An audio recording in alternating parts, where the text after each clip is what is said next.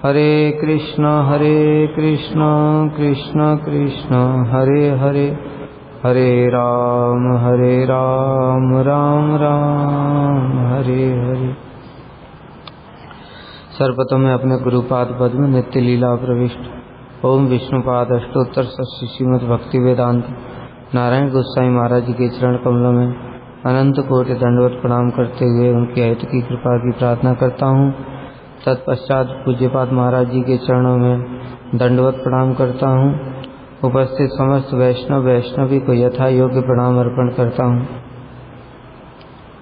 हम लोग श्री बृहद भागवतामृतम श्रवण कर रहे थे। उसमें हम लोगों ने सुना था श्री नारद जी उन्होंने जब प्रहलाद की महिमा बताई तो प्रहलाद ने उसको खंडन किया मतलब अपने गुरु जी की बात को कोई खंडन नहीं कर सकता, किंतु प्रहलाद जी कहना ये चाहते हैं कि गुरु जी आप जो मुझसे कुछ भी कह रहे हैं उसमें मेरी तो कुछ भी महिमा नहीं है, ये तो आपकी ही कृपा है। और दूसरी बात, मेरे ऊपर भगवान की कृपा नहीं है, हनुमान जी के ऊपर में भगवान की बहुत ज़्यादा कृपा है।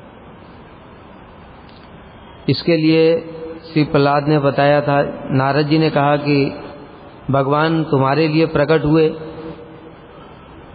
भगवान नरसिंह देव प्रहलाद के लिए ही तो प्रकट हुए। तो प्रहलाद कहने लगे नहीं मेरे लिए प्रकट नहीं हुए थे, उनके अपने ही पार्षद थे जय और विजय। वो जय और विजय को शाप लगा था, भगवान उनके उद्धार के लिए ही प्रकट हुए। और दूसरी बात, ब्रह्मा जी और अन्य जो देवता हैं वो सब भगवान के भक्त हैं। तो हिरण्यकश्यपु ने इन सबको बड़ा परेशान कर रखा था, इसलिए भगवान ब्रह्मा जी और अन्य देवताओं के लिए प्रकट हुए, मेरे लिए प्रकट नहीं हुए। और एक अन्य बात, भगवान की मेरे ऊपर कोई कृपा नहीं है, क्योंकि कृपा का लक्षण ये है, शास्त्र में भी भगवान भी स्वयं कहते हैं यस्याहम अनुगृह्णामि हरिष्ये तद्धनम शनैः ततो अधनम त्यजन्ति अस्य स्वजना दुख दुखितम। जिस पर मैं कृपा करता हूँ उसका सारा धन हर लेता हूँ, राज्य संपत्ति वैभव जिस चीज में उसकी आसक्ति है वो सब मैं हर लेता हूँ। लेकिन भगवान ने मुझे तो उल्टा दे दिया, मैं चाहता भी नहीं था। और मुझसे कहा बेटा प्रहलाद लो मेरी खुशी के लिए तुम राज्य ले लो। अभी आप बताओ, भगवान खुद कह रहे हैं जिस पर मैं कृपा करता हूँ उसका राज्य ले लेता हूँ, मुझे उल्टा दे रहे हैं, ये कोई कृपा का लक्षण है? राज्य काज्य में, पुत्र पत्नी वैभव इत्यादि में आदमी फंस जाता है, फिर भगवान का स्मरण कहाँ होता है? इसलिए ये सब कृपा का लक्षण नहीं है। और देखो, पश्चिमे राज्य संबंधात बंधु भृत्यादि संगतः सर्वम तद भजनम लीनम धिग् माम यत्र रोधिमी। और देखिए आप, राज्य संपत्ति के कारण ही बंधु बांधवों के संग से ही मेरा समस्त भगवत भजन भी तिरोहित हो गया है। मतलब क्या, जब छोटा था तब बढ़िया था, भगवान का भजन अच्छे से हो जाता था, कहीं भी बैठता था भगवान का भजन कर लेता था, राज्य का तो कोई झमेला नहीं था, पत्नी भी नहीं थी, पुत्र परिवार भी नहीं था, कुछ नहीं था। पिताजी थे वो भगवान से द्वेष करते थे, उनसे मुझे कोई मतलब नहीं था। जहाँ भी बैठता था, पढ़ाई करता था तो पाठशाला में वहाँ पर भजन कर लेता था, कहीं अन्य किसी जगह जाता था वहाँ भी भजन कर लेता था। लेकिन भगवान ने ये बंधु बांधव राज्य ये सब दे करके उल्टा मुझे फंसा दिया है, क्योंकि अब इन चक्करों में ही लगा रहता हूँ सारे दिन। उससे पहले जो भजन करता था वो ज़्यादा बढ़िया था, अभी भजन भी नहीं हो रहा है। ये क्या कृपा का लक्षण है? प्रहलाद जी कह रहे हैं। और मैं अभी भी अपनी उस भजन अवस्था के लिए क्रंदन नहीं कर रहा हूँ। पहले तो देखो जो प्रहलाद कैसे होते थे कि कभी भगवान के लिए हंसते थे, कभी रोते थे, कभी नाचते थे, कभी गाते थे। भगवान के भजन में सब समय निमग्न रहते थे। कष्ट आने पर भी जब उनको हिरण्यकश्यपु बहुत कष्ट दे रहा था, उस समय भी भजन करते रहते थे। तो उस समय के लिए तो बता दिया था कि वो तो कष्टों के कारण में भजन कर रहा था, लेकिन अभी ये बंधु बांधव राज्य इत्यादि के चक्कर में इतना फंस गया हूं कि मैं भजन नहीं कर पा रहा हूं, उसके लिए रो भी नहीं रहा हूं। मतलब यहां एक शिक्षा ये भी है कि अगर हम भजन नहीं कर पा रहे हैं, हमारा भजन नहीं हो रहा है, तो क्रंदन करना चाहिए, भगवान से, गुरु जी से, वैष्णवों से प्रार्थना करनी चाहिए। सारा जीवन बेकार जा रहा है, कब भजन होगा? मृत्यु कभी भी आ सकती है ना। कोरोना का पीरियड आया ना, जो लोग बड़े बड़े सब प्लान बना रहे थे, एकदम से कोरोना आ गया, उन सबके राम नाम सत्य हो गया, प्लान कहाँ चले गए। तो इसी प्रकार से जब भजन नहीं हो रहा है तो उस समय क्रंदन करना चाहिए कि जीवन व्यर्थ जा रहा है, हर दिन बेकार जा रहा है, जीवन का 1 साल और कम हो गया, कब भजन करूंगा। तो उस प्रकार से प्रहलाद जी कह रहे हैं कि मैं अपनी उस भजन अवस्था के लिए क्रंदन भी नहीं कर रहा हूं, क्योंकि घर, पत्नी, पुत्र, परिवार, राज्य इत्यादि में ही लगा हुआ है मन। यद्यपि उनका मन नहीं लगा हुआ है, लेकिन फिर भी साधकों को शिक्षा देने के लिए ही ऐसा कह रहे हैं। श्री सनातन गोस्वामी पाद जी टीका में बड़ी सुंदर बात कहते हैं। यदि नारद जी मान लो कहें, अरे प्रहलाद तुम ये क्या कह रहे हो, तुम्हारा मन कभी राज्य इत्यादि में फंस नहीं सकता है। ये तो अविवेकी जो लोग होते हैं, जिनकी बुद्धि में विवेक नहीं होता है, जो जानते नहीं है कि जीवन का सार भक्ति है, ऐसे लोगों का ही आसक्ति राज्य में होती है। उन लोगों को ही भक्ति में बाधा आती है। तो ब्रह्मा जी भी अपनी स्तुति में ऐसे ही कह रहे थे, है ना, कि जब तक ये घर कारागार है, जब तक ये जो आसक्तियां हैं बंधु बांधवों की, बेड़ियों के समान है, जब तक कि हम कृष्ण का परिवार नहीं बना ले। मतलब अगर कोई सबको कृष्ण का ही समझता है तो उसके लिए न तो वो कारागार घर कारागार है, न ही बंधु बांधवों की बेड़ियां हैं, और कुछ भी उसके लिए कोई बाधा नहीं है। इसलिए तुम्हारे लिए क्या चिंता की बात है, तुम तो भक्त हो। तो और शास्त्र का प्रमाण भी दे रहे हैं। मुचुकुंद को भगवान ने स्वयं बोला था, जो मेरे एकांतिक भक्त होते हैं उनकी बुद्धि कभी भी विषय भोग रूपी सुख में नहीं लगती है।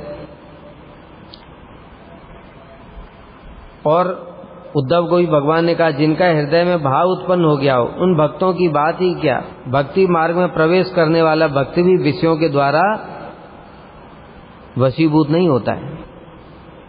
तो इसलिए नारद जी मान लो कहें कि प्रहलाद फिर तुम्हारी बुद्धि तो विषयों में नहीं लग सकती, क्योंकि शास्त्र ऐसा कह रहे हैं, भगवान ने मुचकुंद को बोला, भगवान ने उद्धव जी को भी बोला, और तुम्हारे अंदर तो भक्ति है ही, तो फिर चिंता करने की क्या बात है। तो प्रहलाद जी कह रहे हैं ये बात ठीक है, किंतु ये मेरे प्रति भगवान की कृपा का लक्षण नहीं है। यह सब राज्य संपत्ति इत्यादि भी मेरे लिए दोष रूप फल में ही पर्यवसित हो रहे हैं। कह रहे हैं कि मान लिया आपकी बात ये ठीक है कि चलो जो भगवान के भक्त होते हैं उनकी बुद्धि कभी विषय भोगों में नहीं लगेगी, लेकिन भक्ति भी तो नहीं हो रही है, फायदा क्या रहा। जैसे जगत के लोग हैं, कुछ लोग जो कर्म इत्यादि में आसक्त नहीं, संसार से विरक्त हैं, मतलब विषय भोगों में उनकी कोई रुचि नहीं है, जैसे ज्ञानी और योगी हैं, लेकिन भगवान की सेवा भी नहीं करते, भजन भी नहीं करते, तो फायदा क्या रहा जीवन से। इसलिए रिजल्ट तो जीरो ही रहा ना। जब भगवान की भक्ति नहीं करेंगे तो भगवान के धाम को जा नहीं सकते, तो फायदा क्या रहा। उसी प्रकार से प्रहलाद जी यहाँ पर कह रहे हैं कि आप जो कह रहे हैं बात ठीक है कि जो भगवान के भक्त होते हैं उनकी बुद्धि विषयों में नहीं लगती, लेकिन तब भी संसार में, राज्य काज में, पुत्र बंधु बांधवों में समय चला जाता है, तो भजन भी नहीं हो रहा है, इसलिए लाभ ही क्या रहा। ये कोई कृपा का लक्षण नहीं है। इसलिए दीनता पूर्वक ऐसा कह रहे हैं देखिए, राज्य संबंध के कारण बंधु बांधवों के संग से मेरा समस्त भगवत भजन अथवा पूर्वकालीन भजन भी तिरोहित हो गया। मतलब नारद जी को कह रहे हैं कि देखो पहले मैं कैसे भजन करता था, हैं, जहां पर बताया ना कि प्रहलाद जी जहां बैठ जाते थे वहीं भगवान का स्मरण करने लगते थे, कष्ट में भी भगवान को स्मरण कर रहे हैं, लेकिन अभी भगवान का स्मरण ही नहीं हो रहा है, मतलब वो भजन तिरोहित हो गया है, अंतर्धान हो गया। ऐसा तिरोहित क्यों बोला? क्योंकि भक्ति कभी भी नष्ट नहीं होती, भक्ति चिन्मय वस्तु है। जो हम लोग कहते थे ना अपराध से भक्ति नष्ट हो जाती है, तो बहुत से लोग प्रश्न पूछते हैं कि भक्ति तो चिन्मय है, वो नष्ट कैसे हो सकती है? यह बात ठीक है, भक्ति कभी भी नष्ट नहीं हो सकती। नष्ट शब्द जो प्रयोग होता है वो जगत की वस्तुओं के लिए होता है, ये ब्रह्मांड नष्ट हो जाता है, लेकिन भक्ति तो कभी स्वरूप शक्ति की वृत्ति है भगवान की, वो कैसे नष्ट हो सकती? नष्ट नहीं होती, वो अंतर्धान हो जाती है, उसी को नष्ट कह देते हैं। ये जगत में जो शब्द हैं उनमें भाषा का मल होता है। जैसे नष्ट बोलने से हम लोग सोचते जैसे जगत की प्रत्येक वस्तु नष्ट होती है ऐसे भक्ति भी नष्ट हो जाएगी, नहीं, भक्ति अंतर्धान हो जाती है, नष्ट तो नहीं हो सकती लेकिन अंतर्धान तो हो सकती है। जैसे भगवान आए और चले गए, वैष्णव आए अंतर्धान हो गए, उसी प्रकार से भक्ति देवी भी अपराध करने से अंतर्धान हो जाती, नष्ट नहीं होती कभी। मतलब क्या, हृदय में जो भक्ति आ रही थी, देखा जैसे ही हमने अपराध कर दिया तो हृदय से भक्ति देवी निकल गई, फिर विषय भोग की वासना आ गई, फिर भोगों में डूब गया, ऐसे करके। अन्यथा किम विशालायाम प्रभुणा विश्रुतेन में पुनर्जाति स्वभावम तम प्राप्तस्येव रणो भवेत्। अब उदाहरण भी दे रहे हैं कि देखो मैंने जो बोला कि मेरे अंदर में अब भक्ति नहीं बची है, भक्ति मेरे अंदर से अंतर्धान हो गई, उसका लक्षण क्या है बताओ जरा। ये भक्ति अंतर्धान हो जाती है, कोई भजन कर रहा है, कोई अपराध कर दिया तो भक्ति अंतर्धान हो गई, लक्षण क्या है? और उसका भजन में मन नहीं लगेगा, गुरु वैष्णवों से ही विद्वेष हो जाएगा। जैसे हम लोग देखते हैं द्विविध वानर, द्विविध वानर भगवान का भजन कर रहा था, सेवा कर रहा था, राम जी की साक्षात सेवा कर रहा था, लक्ष्मण जी के चरणों में अपराध किया, उसका फल क्या हुआ? कृष्ण से ही द्वेष हो गया, बलदेव प्रभु से द्वेष हो गया, गुरु वैष्णवों से ही द्वेष हो गया, भगवान से द्वेष हो गया। प्रहलाद जी अपना खुद उदाहरण दे रहे हैं, कह रहे हैं कि अन्यथा ये बताओ, अगर भक्ति तिरोहित नहीं होती तो ये बताइए क्या मेरे लिए उचित था कि मैं फिर से अपने असुर स्वभाव को प्राप्त करके बद्रिकाश्रम में प्रसिद्ध अपने प्रभु नारायण के साथ में युद्ध करता? भगवान के साथ युद्ध करना ये क्या है? ये तो आसुरी स्वभाव है। अभी पहले भी हम लोगों ने उदाहरण सुना था उस दिन कि प्रहलाद जी जब बद्रिका वहां पर जा रहे थे नैमिषारण्य, तब भी उनका भगवान के साथ में युद्ध हुआ।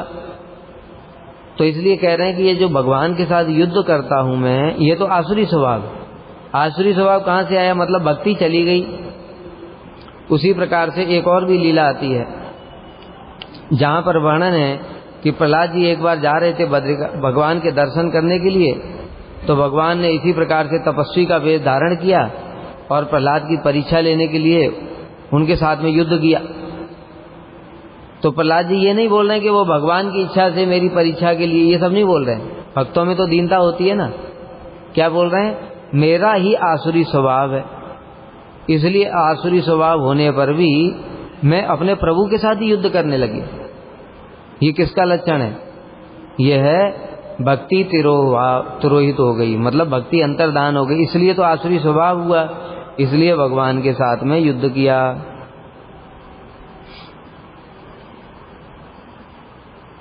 अर्थात भजन होने पर कभी भी युद्ध की संभावना नहीं रहती। अरे युद्ध तो बहुत दूर की बात है, जो भजन कर रहा है क्या वो गुरु वैष्णवों के साथ में थोड़ा ऊंची आवाज में भी बोलता नहीं? हंति निंदन्ति वै द्वेष्टि वैष्णवान न अभिनंद क्रुद्धते याति नो हर्षम दर्शने पतनानि सन।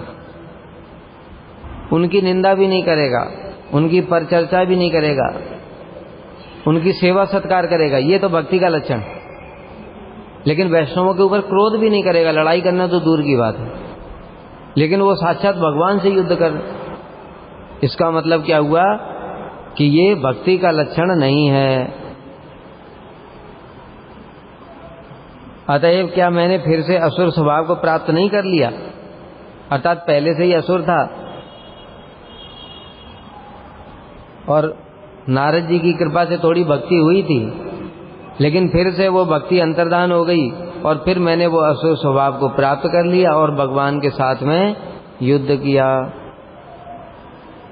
अर्थात मैंने असुर जाति सुलभ भगवत द्वेष भाव रूप स्वभाव को प्राप्त किया है। जो असुरों का स्वभाव है क्या, सब समय भगवान के साथ में झगड़ा करें, भगवान और उनके भक्तों के साथ में सब समय असुर लोग द्वेष करते हैं, ये असुरों का स्वभाव है। इसलिए हे गुरु जी आप खुद ही बताइए, क्या मैंने उस स्वभाव को प्राप्त नहीं कर लिया? वैसी अश्लीलता के विषय में कुछ प्रकाश करना भी उचित नहीं है। अब थोड़ा और लज्जित हो गए, कहते ये मतलब ऐसा काम किया मैंने, बोलने में भी शर्म आ रही है, भगवान के खिलाफ लड़ रहा हूं, कितना मेरा दुर्भाग्य। अथवा मैंने अपने पिता जैसे स्वभाव को प्राप्त किया है, इसलिए संपूर्ण रूप से उपेक्षा करने के योग्य हूं। मेरे पिताजी क्या करते थे? विष्णु कहाँ है, विष्णु कहाँ है, विष्णु से युद्ध करूंगा मैं। वैकुंठ चले गए युद्ध करने के लिए, वैकुंठ से भगवान अंतर्धान हो गए, हिरण्यकश्यप के हृदय में ही छुप गए। तो इस प्रकार से जो मेरा पिता का स्वभाव था कि भगवान के साथ युद्ध करना, उसी स्वभाव को मैंने भी प्राप्त कर लिया। और एक तो नैमिषारण्य में किया, भगवान नरसिंह देव के साथ युद्ध किया जब रास्ते में जा रहे थे, और दूसरा बद्रिकाश्रम में नारायण के साथ में युद्ध किया। अब बताओ, ये सब भक्ति का लक्षण है? ये सब भगवान की कृपा का लक्षण है? नहीं, ये सब भगवान की कृपा का लक्षण नहीं। आज यहीं तक रखते हैं। वांछा कल्पतरुभ्यश्च कृपा सिन्धुभ्येव च पतितानां पावनेभ्यो वैष्णवेभ्यो नमो।